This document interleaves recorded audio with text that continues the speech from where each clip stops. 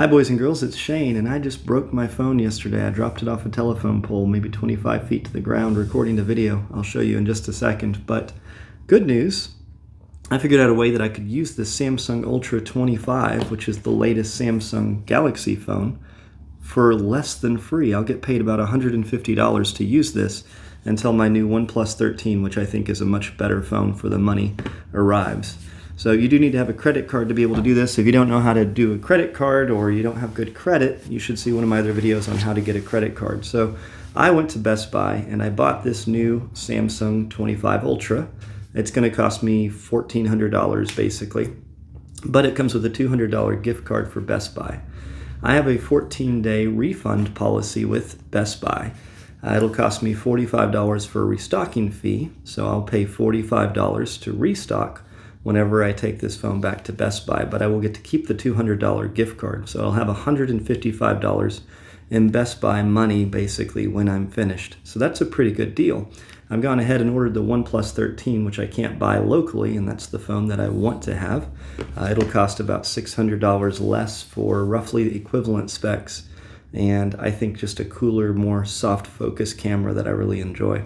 So I'll save $600 on my phone purchase. I will save $155 on that. So that seems like the best way that I can do it. And I don't have to go with one of those carrier plans like a T-Mobile or something where I'm tied to it. My Mint cost me very, very little. I think it's a great hack, and I wanted to share that tip right now. So Samsung 25 Ultra is coming with a $200 gift card if you needed to just stall while you wait on a phone to arrive that you're ordering. I think this is a cool way. Plus, I'll get to try the Samsung for a few days, and if I fall in love with it, maybe I'll send my OnePlus back. So without further ado, let me show you the video I was working on yesterday, which may teach you a little bit about networking and also not dropping things off telephone poles. Hi boys and girls, it's Shane, and I had the concrete truck out here so that they could put in a patio and a driveway for my sci-fi B&B. And we have a little up. Sometimes mistakes happen in life, and this was one of those times. This cable went from our sci-fi house here across towards our pirate house there, and allowed us to share the internet between the places and still have it at high speed. But the cement truck was too high and it caught on it, so I need to fix this. Fortunately, I used to do a bunch of networking, so I know how to fix it. The correct way to fix it would be running a new wire. I don't have time to do that before guests arrive. Sometimes we have to be in a hurry doing B&B stuff, so I'll show you how we can do it relatively quick. We'll just have to make a quick run to the store. So we're here in the electrical department of our local Lowe's, and they have networking things which are going to help us to fix our problem. So let's find what we need. $22.98, that's going to be important. And I already have some Cat 5 ends. You'll also need to have some kind of crimper. There are many different varieties of crimpers, but I already have those. We often say hardware stores are like big craft stores. They can be a lot of fun. Yes. And we're also a great place to take your wife on a date, or your lady. I disagree. My wife and I go on dates here often. All right, so first off, we're going to cut off the bad part where it's broken, just like that. Now, most crimpers are going to have a tool for taking off the excess wire. This one does. I'm just going to spin it around a little bit, making sure not to cut too deeply. Then we can flex it. See how it flexes like that? And just twist that off. That exposes our core wires, just like that. Now it's a matter of putting them in the right order. The right order, and you don't have to remember this, you can always look it up online if you forget. You can just look up the right crimping order for an Ethernet cable, but it's orange, white, orange, green, white, blue, blue, white, green, brown, white, brown. That's the correct one. Anybody that tells you any other order than that is telling you wrong. Orange, white, orange, green, white, blue, blue, white, green, brown, white, brown. So I'm just going to put it in that order. Orange, white, orange, green, white. Now we're going to undo the blues. It's like this. And this is a dexterity skill. This is kind of a little bit tedious and it's intimidating because you got all these little tiny wires you're dealing with. But you don't have to be afraid. It's just like anything else. We just spend a little bit of time working on it. So now we've got orange, white, orange, green, white, blue, blue, white, green, just like that. And now we've got our brown, white, and brown pairs. That was obnoxious. Now we've got our brown, white, brown pairs here. So that gives us all the colors in the order we need. Now I just flex them over nice like that and try to get them good and straight without letting them get out of the order that I've got them in. So I'm going to squeeze them all together.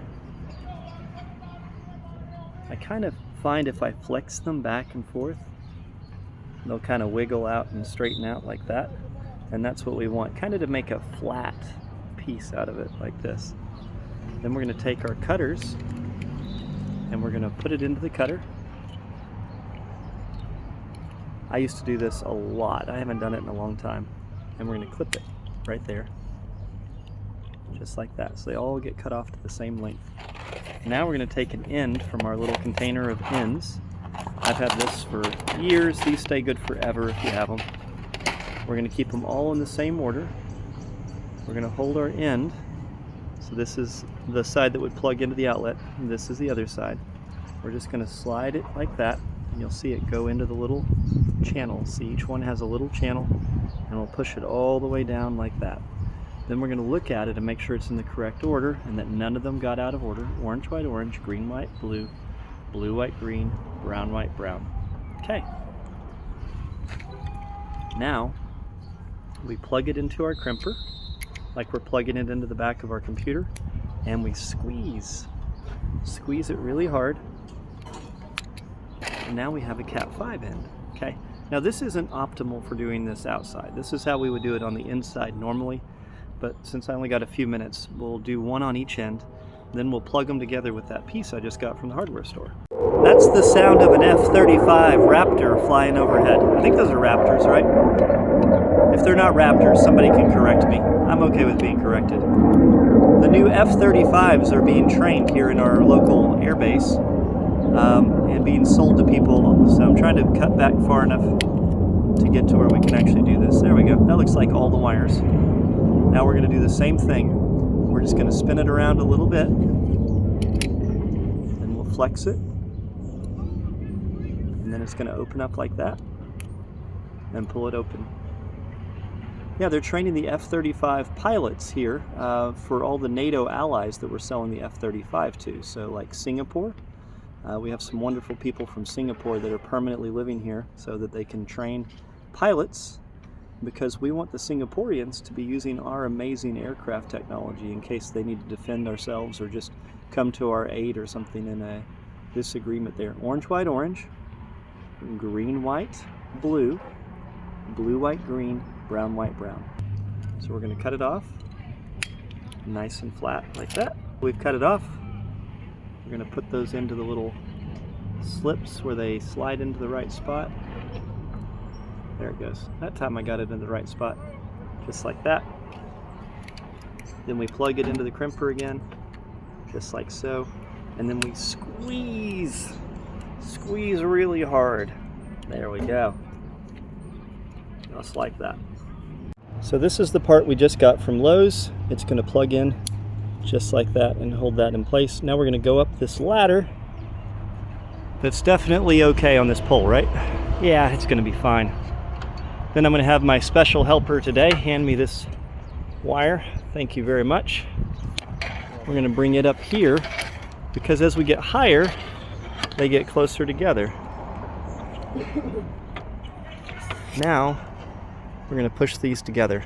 Now this is not a waterproof connection. This isn't going to be good if it rains or anything else, but this should buy me a few days. We're not expecting rain in the next few days.